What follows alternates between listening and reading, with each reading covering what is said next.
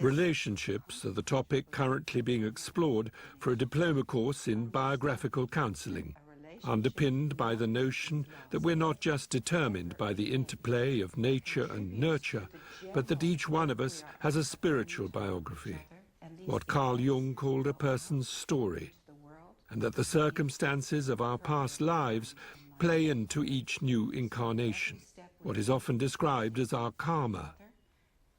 Are you saying that our relationships, whether they be the good ones or the difficult ones, invariably have some sort of karmic element to them? Yeah, almost always. You could say that we share a past, we have met before, and the question is, what are we doing now? So almost invariably we have a history with each other. And really, Steiner's very strong about that. It's really time to wake up to that, to let the other wake us up, to become aware of them, and through them becoming aware of ourselves. He talks about that we are each other's initiators, into the mystery of what is a human being. So to be able to carry that person in our thoughts with their particular struggle, even if we cannot live together. When we listen to somebody's story, we can sometimes hear this, and sometimes people say, I was born this way. I was born with this question. So I think already people have intuitions that this has come from somewhere else. So we don't remember, but we have a growing sense of, like, oh, hello again, I know you, or, oh my God, it's you again. You know, that kind of feeling. I think people do have that experience. And redeem the pictures of each other, because it's very painful for both partners to be carrying a negative picture of the other. But you're not trying to help people understand or remember their past lives. No, it's not about that. Because anyway, I mean, no, it's actually much more to the future. So can I understand what I've done in this life? Can I get in touch, get a handle on my own biography, so I can take a step into the future? So it's much more future-orientated. What's calling me? How can I realize what I've come to do, but not about what I have done or what I have been in my past life.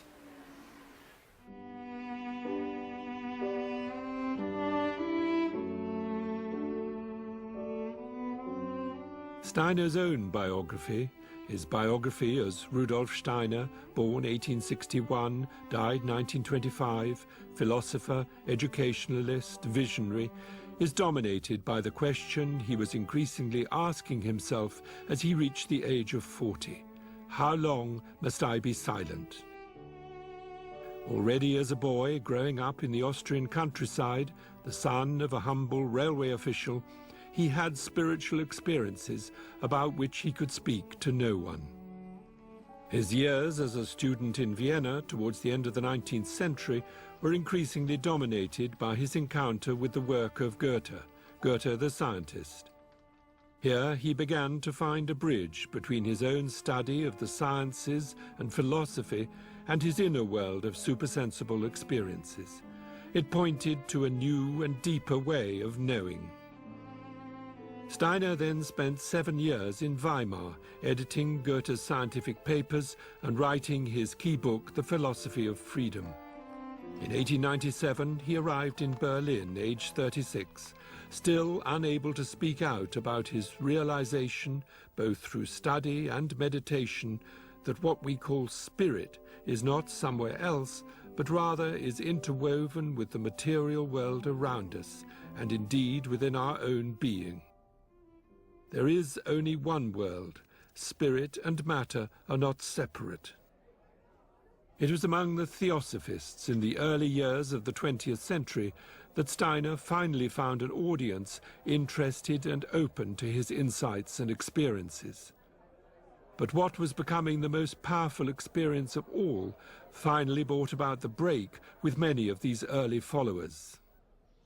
For the theosophists, Jesus Christ was just one of many great teachers throughout history.